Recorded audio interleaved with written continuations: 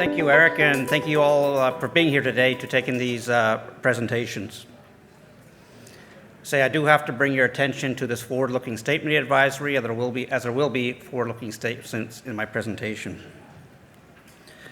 So who is Northern Shield? Some of you may know Northern Shield as a past leader in executing early-stage grassroots explorations for nickel-copper PGEs.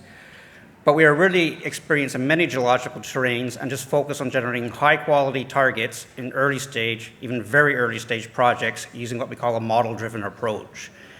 And we're simply adapting that model-driven approach now to explore for what we call low sulfidation epithermal gold, or LSE gold, in Atlantic Canada. But this picture exemplifies our wheelhouse. We like big terrains where we can apply our ideas for large-scale target potential. And of course, if you're looking for large-scale targets, you must have the geology that supports that. And we like these new terrains and big terrains, but in the past that meant exploring in very remote areas. But with exploration dollars becoming harder and harder to come by, we want to avoid some of those costs associated with exploring in these remote regions. And so we look for areas that met our criteria without the remoteness. And both Nova Scotia and Newfoundland met those criteria. And so our two flagship properties and the focus of this presentation, and they are both fully funded for the next phase of exploration, are Shot Rock in Nova Scotia and Root and Cellar in Newfoundland. Nova Scotia is probably the least explored of these two provinces, and what exploration has gone on in the province has really been focused in an area we call the Maguma Group, which has become in the spotlight with Atlantic Gold and subsequently the takeover by St. Barbara of Australia. But almost all the exploration, or what little exploration has happened in Nova Scotia, has happened in the Maguma Group. Almost none has happened in the Avalon, which is highlighted in yellow. In fact, years ago, you would have been derided for suggesting you're looking for gold in the Avalon. But both these projects are located in the Avalon and are very untouched by exploration. And the Shot Rock is the main focus, but we took what we learned from Shot Rock to apply to other areas, including Root and Cellar.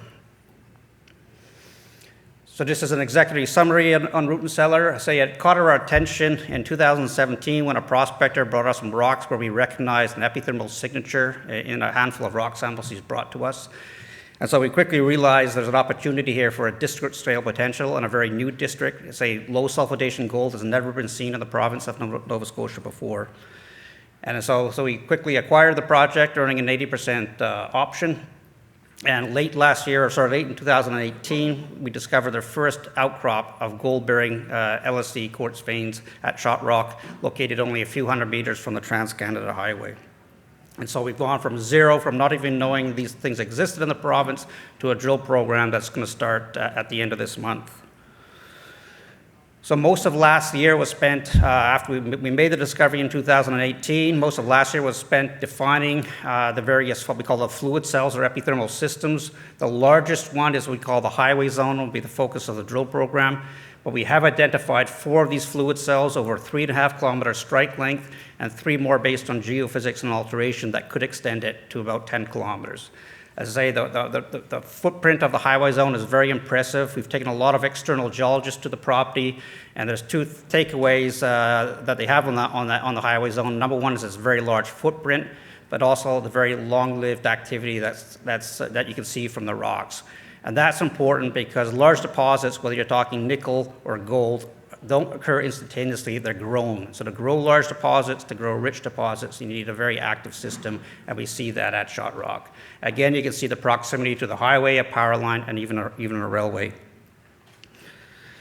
So the highest grades we have from Shot Rock right now are only 5 grams per ton. That may not sound very exciting, but in these epithermal systems, it's very important you know where you are in the system.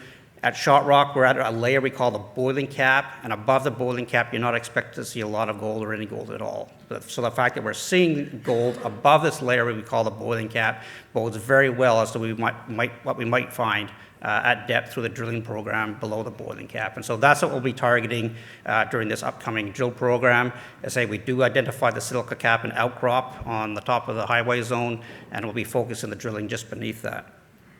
And I say the best indicator for gold in these systems is actually gold. And I say we see that in abundance on top of the highway zone. It's the middle of the NFL playoff season for those who are football fans, and many of you are probably familiar with Louisiana Superdome. We won't be hearing much more about that since the Saints got kicked out a few weeks ago. But the next best thing to me is what I call the Shot Rock Superdome.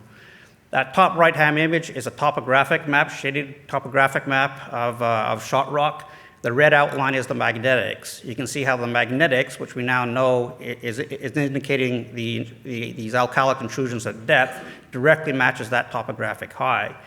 And what we believe is happening is at the bottom left-hand image. Again, those purple cells, those purple shaded polygons, is a 3D magnetic inversion, or the magnetics, that represents these deep-seated intrusions.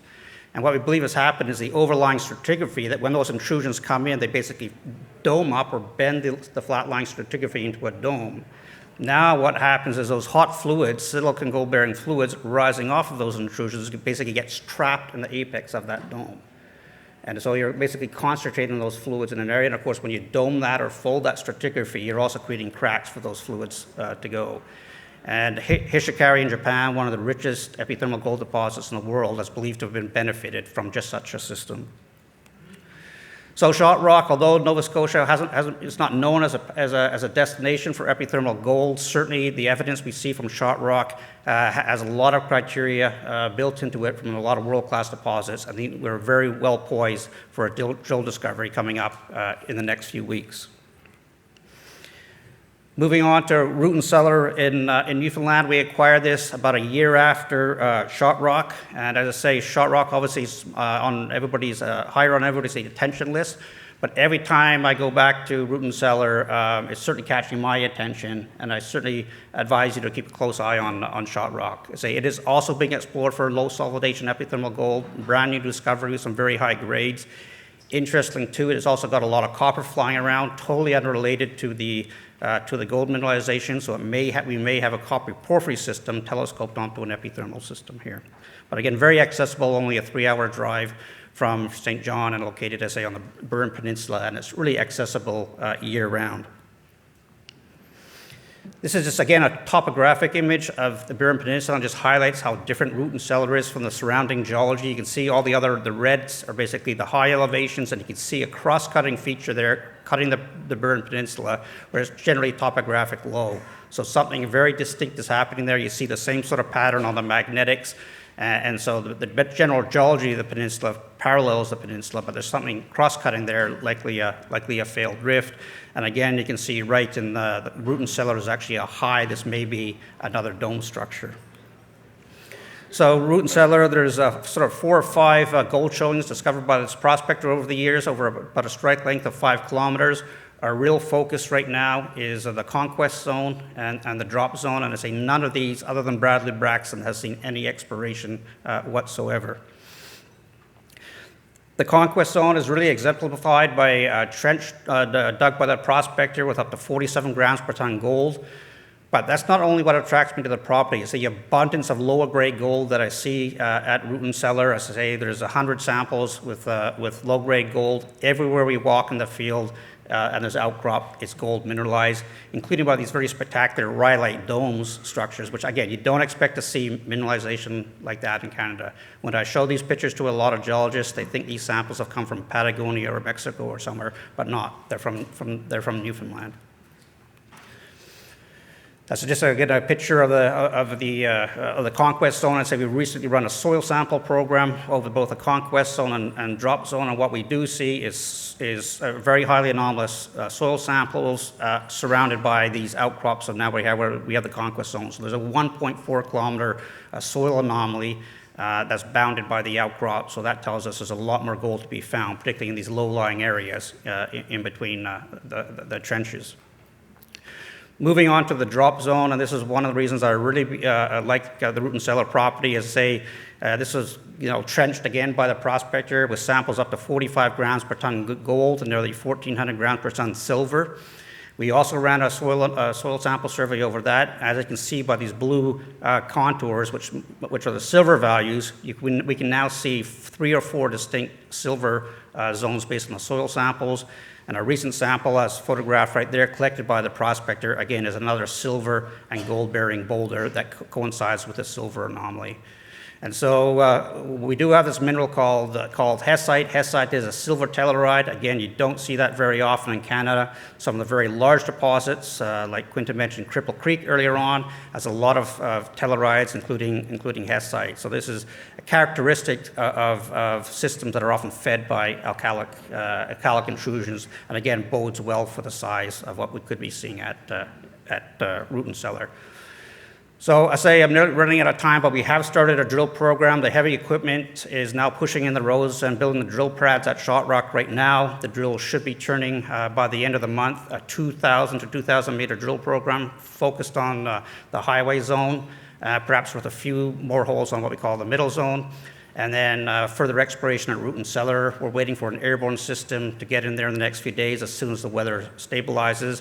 That will be followed by a trenching program with the idea of a drill program at Root and Cellar in Newfoundland by the end of the season. So I've run out of time here, so here's just a quick summary of where we are. We think Northern Shield represents a great opportunity.